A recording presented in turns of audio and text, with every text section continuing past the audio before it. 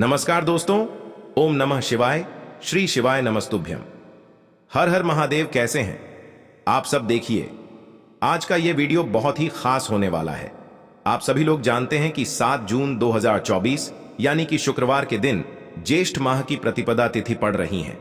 दोस्तों, इसी दिन किया जाने वाला पंडित जी द्वारा बताया गया 11 चावल वाला उपाय आप लोगों को जरूर करना चाहिए, क्योंकि दोस्तों ये एक ऐसा उपाय है जो कि इस उपाय को करने के बाद दोस्तों आपको फिर कोई और उपाय को करने की जरूरत नहीं है, क्योंकि सबसे बड़ा और सबसे नया ये उपाय पंडित जी ने अपनी अभी की शिव पुराण की कथा में ही बताया है। मैं जिस उपाय को आज हम आपको बहुत अच्छे से समझाने वाले हैं, इस वीडियो को देखने के बाद इस उपाय को समझने के लिए आपको कोई और वीडियो को देखने की जरूरत नहीं पड़ेगी। तो चलिए दोस्तों, उपाय को शुरू करते हैं। देखिए, यह दिन इतना खास होता है, इतना महत्वपूर्ण होता है। देखा गया है कभी कभी बड़े बड़े पूजा पाठ अनुष्ठान से जो मनोकामना पूर्ण नहीं होते, 7 जून 2024 यानी शुक्रवार के दिन एक छोटे से उपाय करने से ही आपकी मनोकामना पूर्ण हो जाती है। और बहुत सारे लोगों ने इस उपाय को किया भी है और उनको इस उपाय को करने का फल भी जरूर मिला है। अगर आप लोग भी इस उपाय को आज रात करना चाहते हैं तो आप इस उपाय को पहले अच्छे से समझ लेना, सुन लेना, उसके बाद करना। आपको इस उपाय का फल जरूर मिलेगा। और इस उपाय को कर लेने से आपके घर में चाहे किसी भी प्रकार की दुख और समस्या क्यों ना चल रही हो, चाहे आपको उसका कारण भी नहीं पता है कि भाई यह समस्या किस कारण से चल रही है, उसका कुछ भी कारण हो सकता है। जैसे पितृ दोष हो सकता है या किसी भी तरह का मंगल दोष भी हो सकता है, और भी बहुत तरह के दोष होते हैं, कुछ भी हो सकता है। पर आपको इस उपाय को करने के लिए अपने दोष को पता लगाने की भी जरूरत नहीं है। बस शुक्रवार के दिन आपको इस 11 चावल वाले उपाय को आप लोगों को कर लेना है। यह एक ऐसा उपाय है जिस उपाय को अगर किसी विशेष दिन पर किया जाए तो भाई उस विशेष दिन का जो है वह तो हमें मिलता ही मिलता है। पर हमने उस दिन पर इस एक दीपक वाला उपाय को किया है तो हमें उससे भी बड़ा फल मिलता है, और फल बहुत जल्दी मिलता है, क्योंकि आप इस उपाय को बहुत ही बड़े और विशेष दिन पर कर रहे हो। क्योंकि कल यानी कि शुक्रवार के दिन प्रतिपदा तिथि बहुत ही ज्यादा बड़ा होता है।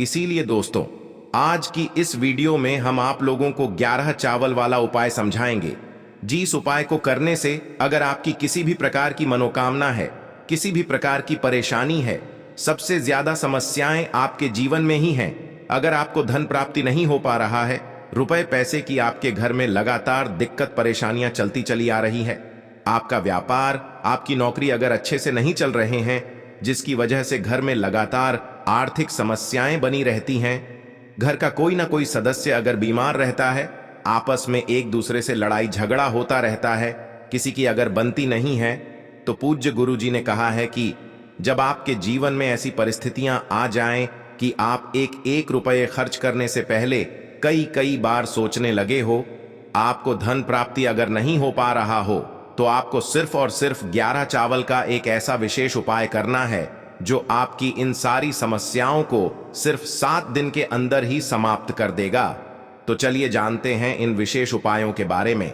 लेकिन उससे पहले जो भी मेरे भाई मेरी प्यारी बहनें आज चैनल पर पहली बार आए हैं या मेरी आवाज आज पहली बार सुन रहे हैं, अगर आप भी महादेव के सच्चे भक्त हैं तो वीडियो को लाइक और चैनल को सब्सक्राइब जरूर कर लें और कमेंट बॉक्स में लिखे हर हर महादेव।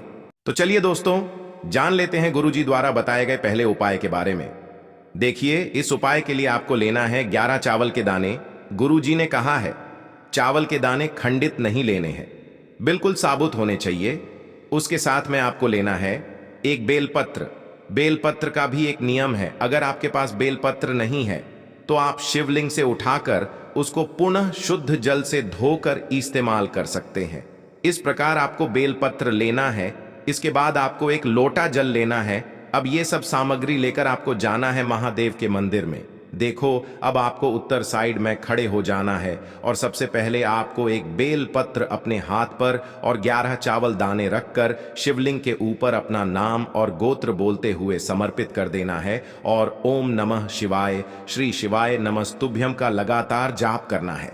अब आपको जो एक लौटा जल साथ में लेकर आए थे, उसे धीरे धीरे बेलपत्र और चावल दाने के ठीक ऊपर आपको समर्पित करते जाना है और शिव पुराण के मूल मंत्र श्री शिवाय नमस्तुभ्यं का 11 बार जाप करना है और अपनी मनोकामना बोलते जाना है।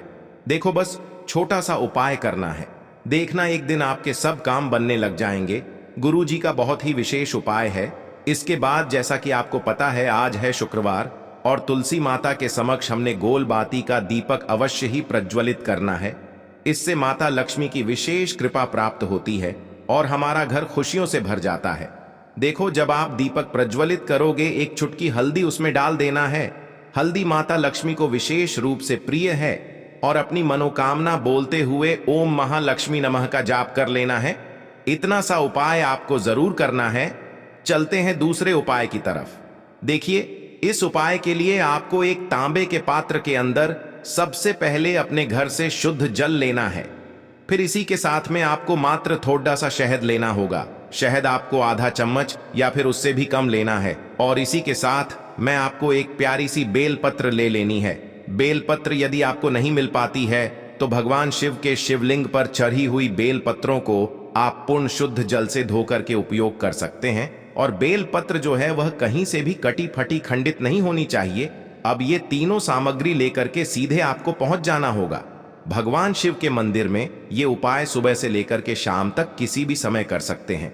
देखिए, सबसे पहले तो आपके पास जो शहद है उससे आपको अपने सीधे हाथ की चींटी उंगली के जो पास वाली उंगली होती है, अनामिका उंगली, उसमें थोड़ा सा शहद आपको लेना है और इससे फिर आपको शिवलिंग पर, जहां माता सुंदरी का स्थान होता है, वहां पर आपको ओम का निर्माण करना है। लेकिन जलाधारी के बिल्कुल बीच में जो स्थान होता है उससे माता अशोक सुंदरी का स्थान कहते हैं और इसी स्थान पर आपको शहद से ओम का निर्माण करना है। अब दोस्तों, आपके पास जो एक बेलपत्र है उससे आपको अपने सीधे हाथ की हथेली पर रखना है और महादेव से आपको अपनी वह विशेष मनोकामना, आपके जीवन में जो भी संकट चल रहे हैं, जो भी समस्याएं चल रही हैं, जो भी जीवन में दुर्भाग्य बना हुआ है, आप अपने किसी भी कार्य में सफल नहीं हो पा रहे हैं, तो जिस भी प्रकार की आपकी समस्या है उसे दूर करने के लिए आपको महादेव से प्रार्थना कर लेनी है। और फिर यह जो एक बेलपत्र है, इससे आपको शिवलिंग पर माता अशोक सुंदरी वाले स्थान पर समर्पित कर देनी है।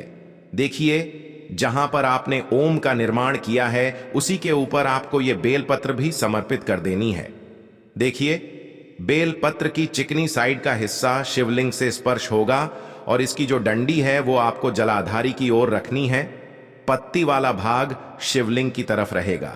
इसी प्रकार से आपको यह बेलपत्र समर्पित कर देनी है। अब दोस्तों, आपके पास जो एक जल का पात्र है उसमें से थोड़ा सा जल तो आपको बेलपत्र की जो आगे वाली पत्ती है उस पर आपको समर्पित करना है और आपको श्री शिवाय नमस्तुभ्यम इस मंत्र का जाप कर लेना है। फिर उस पात्र के अंदर जो जल बचेगा उसे पूरा आपको भगवान शिव के शिवलिंग पर धीरे धीरे समर्पित करते जाना है और लगातार आपको शिव महापुराण के मूल मंत्र श्री शिवाय नमस्तुभ्यम इस मंत्र का जाप करते रहना है। गुरु जी ने कहा है कि जल आपको इतने धीरे धीरे समर्पित करना है कि जल समर्पित करते हुए आप कम से कम 11 बार श्री शिवाय नमस्तुभ्यम या फिर ओम नमः शिवाय इस मंत्र का जाप कर सके। फिर इसके बाद वापस आपको अपने घर आ जाना है। अब बात करते हैं हमारे तीसरे विशेष उपाय के बारे में। देखिए, इस उपाय के लिए आपको 2 हरी इलायची लेनी होगी। हरी इलायची आपको साबुत लेनी है, खंडित नहीं होनी चाहिए। और इसी के साथ में आपको मात्र थोड़ा शहद लेना है। शहद आपको मात्र आधा चम्मच या फिर उससे भी कम ले लेना है। और इसी के साथ में आपको एक दीपक ले लेना है। दीपक आप चाहे तो मिट्टी का भी ले सकते हैं और आप चाहे तो शुद्ध आटा मढ़कर उसका दीपक भी आप तैयार कर सकते हैं। इस दीपक के अंदर आपको मौली का जो धागा आता है, कलावा का, उसकी भांति का प्रयोग करना होगा। यानी कि इस दीपक के अंदर आपको लाल रंग की बाती का प्रयोग करना होगा और इस दीपक के अंदर आपको शुद्ध घी का प्रयोग करना होगा। अब यह सारी सामग्री लेकर के आपको अपने घर में जो भी मंदिर है वहां पर पहुंच जाना है और आपको माता लक्ष्मी के किसी भी स्वरूप के सामने बैठ जाना है। अगर माता लक्ष्मी की फोटो है, माता लक्ष्मी की प्रतिमा है, तो उनके सामने आपको बैठ जाना है। अगर माता पार्वती की प्रतिमा है तो उनके सामने आपको बैठ जाना है।